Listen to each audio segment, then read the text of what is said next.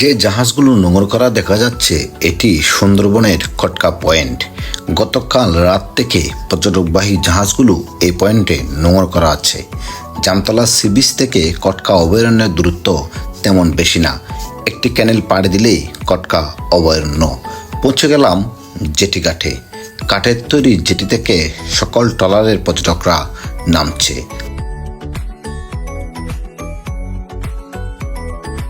কাঠের তৈরি জেটিটি কিছুটা ঝুঁকিপূর্ণ হওয়ায় আমরা সবাই ধীরে ধীরেই ট্রলার থেকে নেমে জেটিঘাট ধরে কটকা অভয়ারণ্যের দিকে রওনা দিই।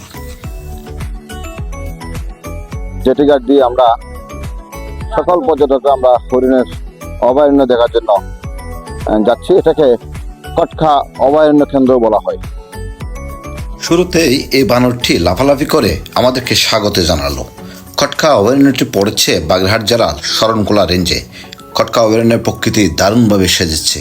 সুন্দরবনের অন্যান্য পয়েন্টের মতো কটকাতেই নানা রকম বৃক্ষরাজির দেখা মিলেছে। আমরা ধীরে ধীরে বনের ভেতর প্রবেশ করছি আর কিছু গাছের সাথে পরিচিত হচ্ছি। কটকা হরিণ অভয়ারণ্যের ভেতর প্রবেশ করলাম। এখানে যাওয়ার সময় একটু নিস্তব্ধতা দেখা যাচ্ছে।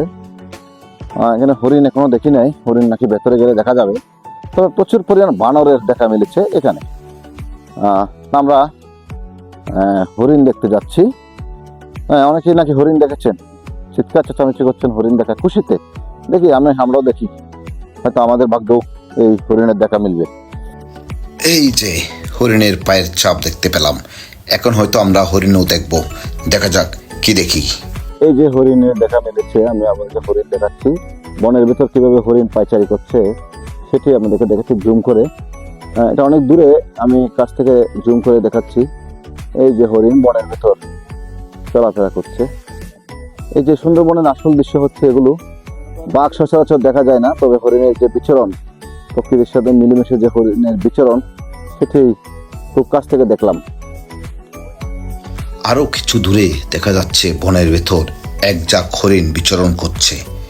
এই হরিণ কাছ থেকে কিভাবে দেখা যাবে সে চিন্তা করছি। যতই কাছে যাচ্ছি হরিণগুলো ভেতরের দিকে চলে যাচ্ছে। অনেক হরিণ এখানে। জাহাজে আমাদেরকে আগেই বলা হয়েছে বাঘ দেখা না গেলেও কটকা পয়েন্টে গেলে বনের ভেতর হরিণ নিশ্চিতভাবে দেখা যাবে। কথা মতো দেখা গেল হরিণ। আমরা সবাই জড়ো হয়ে দূর থেকে হরিণ দেখছি। কেউ কেউ মোবাইলে সেই চিত্র ধারণ করছে। সবাই এক জায়গায় দাঁড়িয়ে আমরা হরিণ দেখছি। এই গাছের পাতাই হচ্ছে হরিণের প্রধান খাবার। তো এখানকার লোকজন হরিণের খাবারের জন্য এই পাতা দিলেই হরিণ চলে আসে, অর্থাৎ এগুলো নাকি হরিণের জন্য বিরিয়ানি। তো এই হরিণের বিরিয়ানি গাছ সেটা কেওড়া গাছ। কৌশল হিসেবে হরিণকে কাছে টানতে কেওড়া গাছের একটি ঢাল ভেঙে দেওয়া হয়েছে। যদিও সুন্দরবনের গাছের ঢাল ভাঙা আইনত অপরাধ, এরপরেও পর্যটক সন্তুষ্টির জন্য সেই কাজটি করেছেন আমাদের সাথে থাকা পর্যটকবাহী জাহাজের গাইড। সাথে সাথেই হরিণগুলো কাছে আসতে শুরু করেছে। অবশেষে প্রকৃতির বুকে বিচরণ করা হরিণগুলো অনেক কাছ থেকে দেখেছি। উঁচু শিং ও ডোরাকাটা মায়াবী চিত্র হরিণগুলো দেখতে চমৎকার লাগছিল।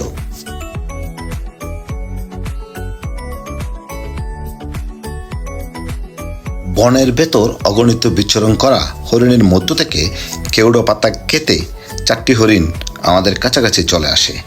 আগে চিড়িয়াখানা, সাফারি পার্ক কিংবা বিভিন্নভাবে বন্দি রাখা হরিণ দেখলেও এবারই প্রথম বনের ভেতর বিচরণ করা হরিণ সরাসরি দেখাচ্ছি।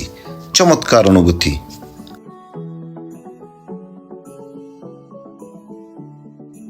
ইতিমধ্যে আন্দারমানিক জামতলা সি বিচ ঘুরে কিংবা জাহাজে ভ্রমণকালে যখন বাঘ দেখি নাই, তখন এই হরিণ দেখাও কম নয়।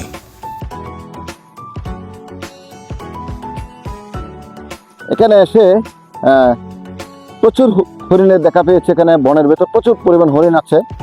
এই এলাকাটি খুবই সুন্দর এবং নান্দনিক। যারা সুন্দরবন বেড়াতে আসেন তাদের জন্য এটা একটি পছন্দের টুরিস্ট স্পট। এখানে আসলে সবার ভালো লাগবে। এতক্ষণ হরিণ দেখে যে আনন্দ পেয়েছি, এই মরা গাছগুলো দেখে তা যেন কিছুটা মলিন হলো।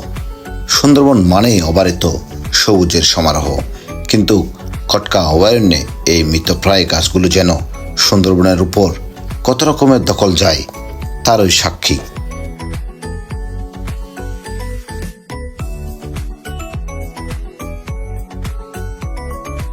এই গাছগুলো যতই দেখছি এক ধরনের বিষণ্ণতায় ভুগছি। গাছগুলো দেখেই বোঝা যায় পরিবেশ বিপর্যয়ের ছায়া যেন এখানে স্পষ্ট। দেখতেই পাচ্ছেন অবারিত সবুজের মাঝখানে থাকা গাছগুলো কেমন যেন বেমানান। পেছনেই দেখছেন সবুজের সমারোহ।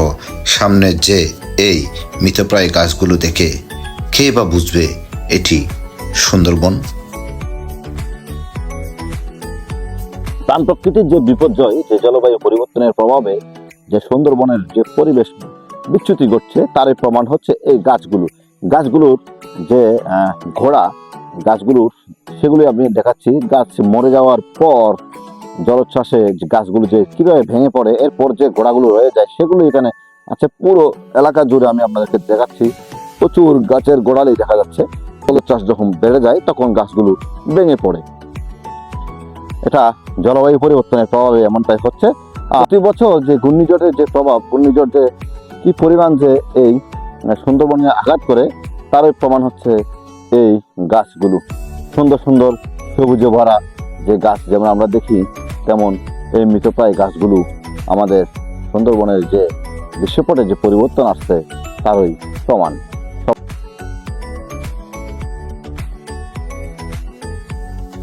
বাংলাদেশ ছোট একটি দেশ। এই বাংলাদেশের অপরূপ যে সৌন্দর্য, তা সুন্দরবন না আসলে বোঝা যাবে না।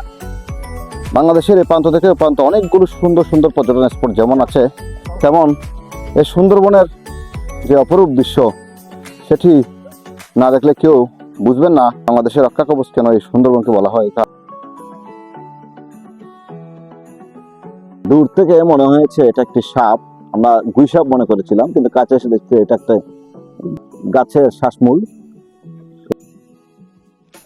কটকা হরিণ অভয়ারণ্য থেকে আমরা হরিণ অভয়ারণ্য দেখে আমরা এখন চলে যাব জাহাজে আমরা গিয়ে ব্রেকফাস্ট করব। এরপরে অন্যান্য পর্যটন স্পটের উদ্দেশ্যে রওনা হব। আমাদের এখনো দেখার মতো জায়গা আছে হিরন পয়েন্ট এবং দুবলা চর। এই দুটি স্পট আমরা বিকালের নাগাদ দেখবো, অর্থাৎ এখান থেকে প্রায় 6 ঘন্টা পর আমরা হিরন পয়েন্টের দিকে যাব। সুন্দরবনের আরো কিছু ভিডিও নিয়ে আসছি, এ পর্যন্ত সাথেই থাকুন। ধন্যবাদ।